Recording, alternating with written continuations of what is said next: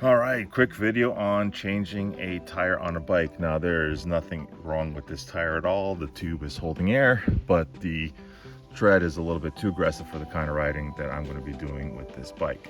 I've already changed the back to something a bit more universal, less aggressive. And this tire I will be keeping because this is a Kona original 1997 sniff front tire, and these are actually worth quite a bit of money, and this one is in really good condition. So I'll be saving that for another project or to pass it on to somebody else. In the meantime, in this video I'm going to show you how to fully change the tire.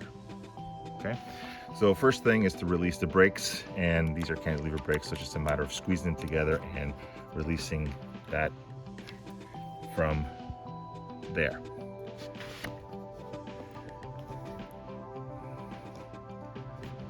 So that gets done just by squeezing the brake levers together. The wire comes down and pulls out. And when you're finished to put it back on, you do that. You slide that back in there, and the brakes are reconnected. So you do this so that the brakes open up and there's enough clearance for the tire to come out. Second, you're going to come down to the axle, and this is a quick release. And you're going to open up the quick release here by flipping it over, and you're going to untwist it a few turns. Not all the way, you don't want to do it all the way. There's no need to do it all the way. Just enough so that it slides off from the fork like that. Okay, so we'll balance this out like this. There we go.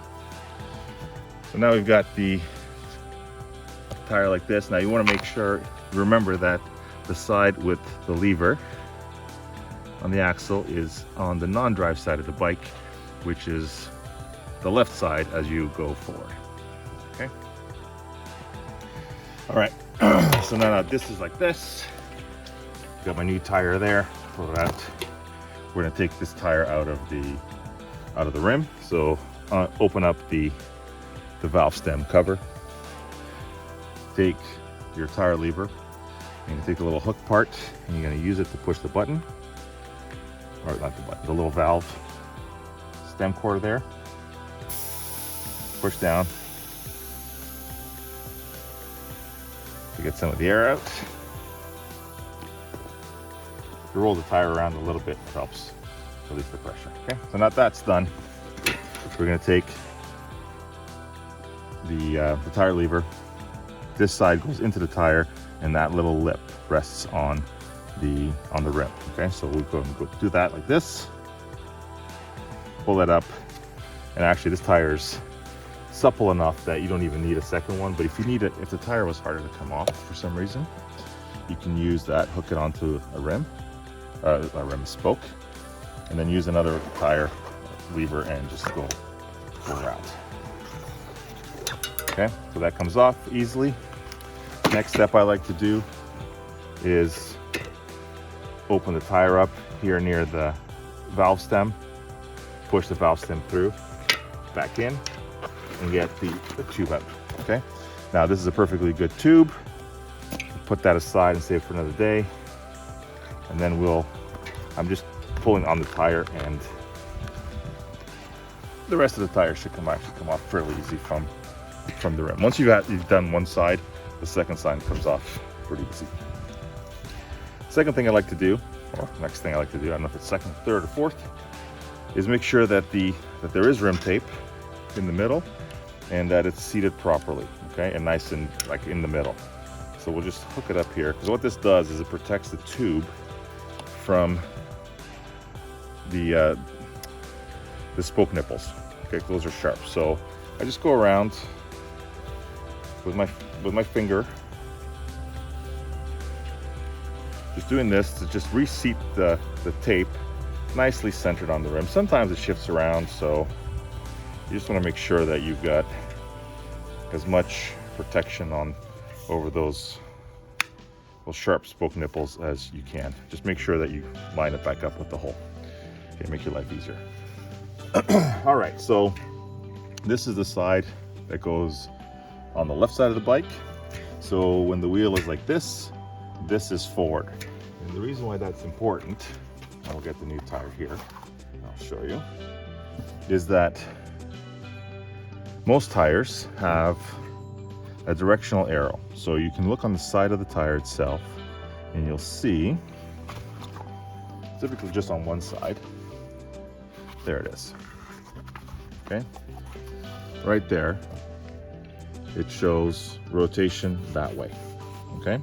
So if this is the tire going forward this way to my right, then I want to make sure that the arrow, when it's at the top of the tire, points in the way that the tire is going to go. That way when it rotates, it's going in the right direction.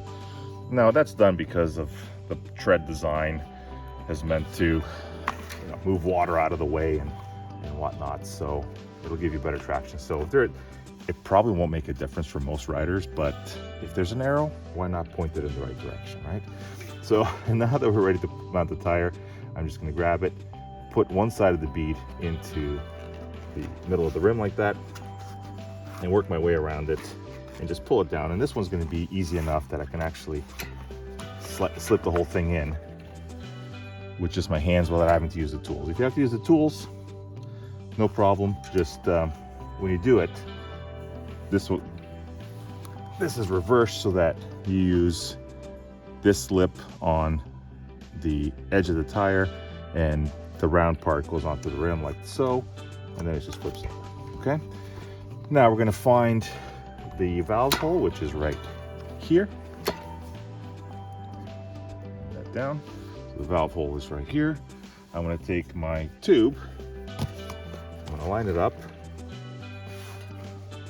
find the hole, put the stem, hold the tire out like this, put the stem through the hole, and then I'm going to move the tire up and work the tube around. Now, if you notice, I have a bit of air in the tube.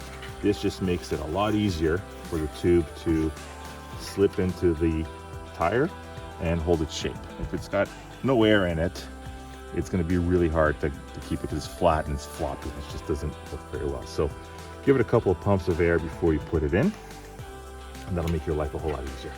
Okay, now pull it.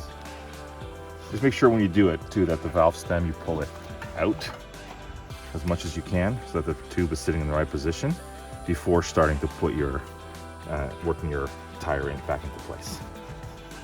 If this part is hard to do, you may have a bit too much air pressure inside the tube, so just release a little bit by pressing that little middle relief valve there. Okay. Now, as you do this, you're gonna get to a point where the tire is you're not gonna be able to do it anymore with your hand. So again, we're gonna take the tire lever, we're gonna work it in there, make sure not to pinch the tube, okay? Round part goes into the rim, this lip onto the edge of the tire, and we're just gonna flip that in, like so.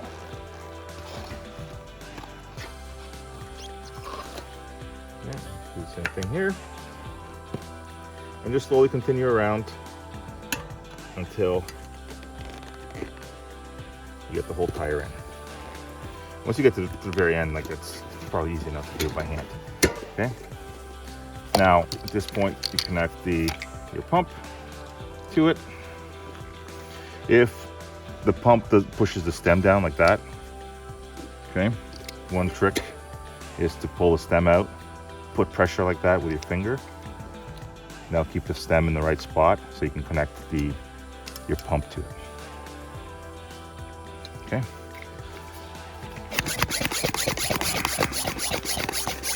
Now we're not going to pump it all the way up right away. We're going to make sure that the tube and the tire are seated nicely on the rim. Okay, and that's good. Roll it around if you need to, just to make sure that it's seated. Okay, before finishing up with air. Okay, now that's not all the way pumped up, but it's good enough for me to finish this video, and then I'll top up the air as needed with the right pressure. Okay, so now putting it back on is just reversing the process. Lift the bike up,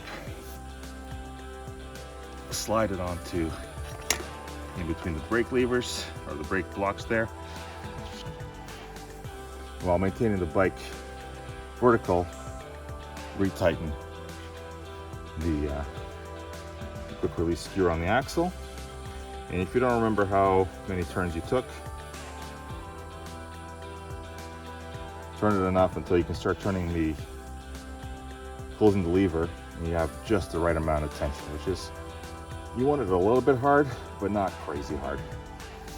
Okay, then once that's back in place, come back up to the brake levers, close it, put that back in place. Now different brakes will disconnect differently, but they all have some sort of disconnect point. Now I just got to pump it up full of air, and this bike is ready for a bit of road, gravel type of riding. Thanks for watching.